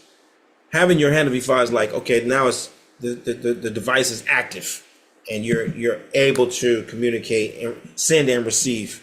That's the purpose. So your Obi messages should become more clear as you have your shrine consecrated and you're working with it every Oseifa. So that I can speak to without question. Thank you so very much, Yafa Jana.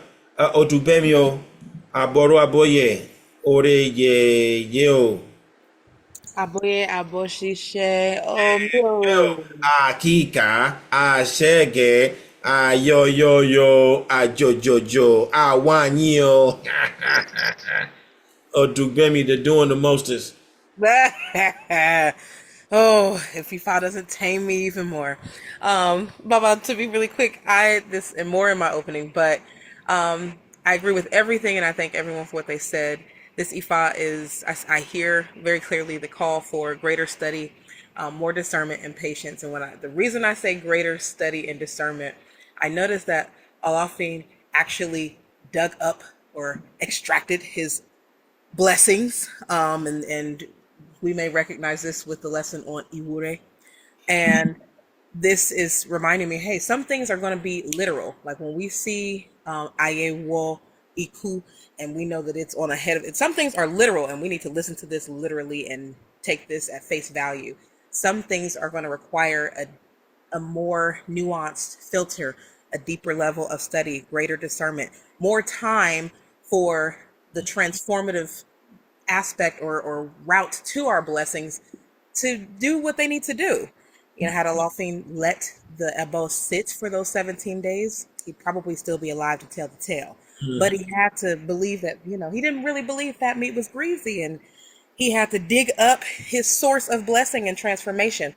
So knowing the true time to really, you know, if I took Iwure at face value, I might go out there with a shovel and start digging things up. But patience and discernment and deeper study tells me, let that sit, let it marinate, and then really I'll let it incubate and germinate more and get greater value out of it long term. Most definitely, because you know, thank you so much, Odubemi. When you think about how Eshu worked that out, the way he, you know, appealed to the Olori, right, push her to go and say, and then Eshu was working right away because she did see them put just the hair in the sheet. She saw right. What she saw was what it was.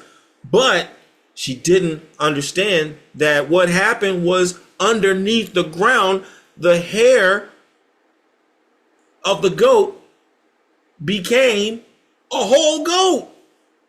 That's the other magical part of the Odu, right? The verse. They left with a goat and there was a goat under the ground. The goat became whole and was alive.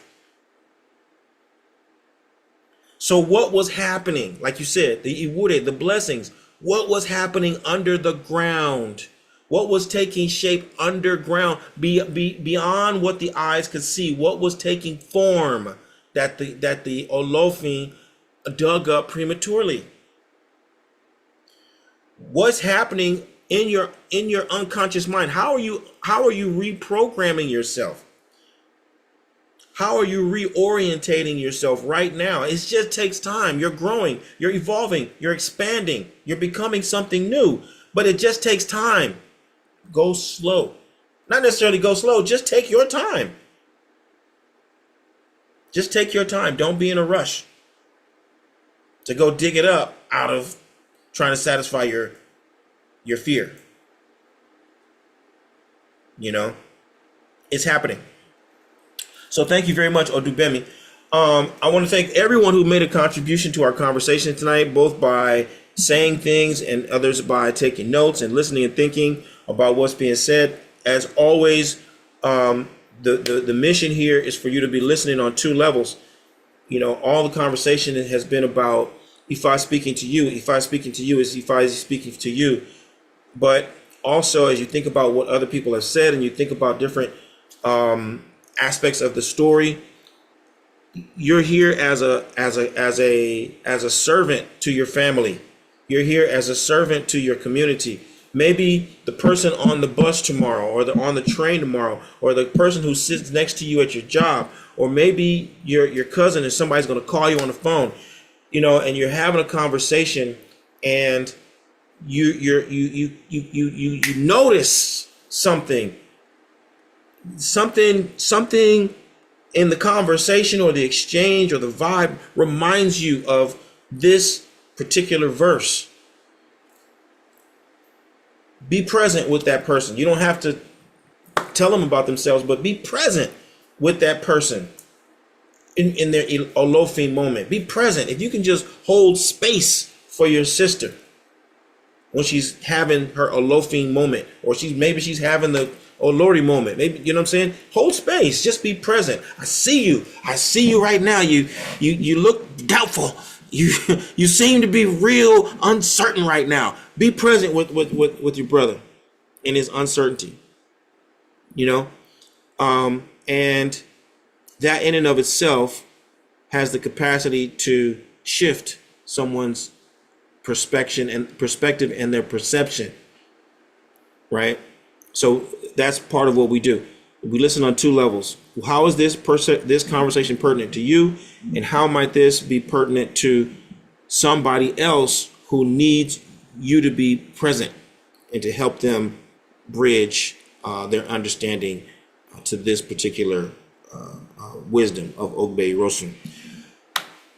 So that being said, I'm going to turn it over to Ori Midada. Thank you all very much. And yes, Ekojo Batala. Thank you, Baba. You always give us a master class. So we give thanks. Thank you to everyone for your contribution. The feedback form is in the chat, so please make sure that you fill that out. Announcements: we have prayer in the morning, 5 a.m. for Okurin, 6:30 a.m. for Obingring. Please make sure that you join us. And we also have chant session tomorrow at 8 p.m. Eastern Standard Time. I'm not sure if we're doing anything special tomorrow, but either way, please make sure you show up. Also, complete your study guide. The study guide is out, and so we are waiting for everyone's opening of the stomach. Those are all of our announcements. I'm going to do a quick check to see. Probably too fast for you all to complete the form, but make sure that you do it.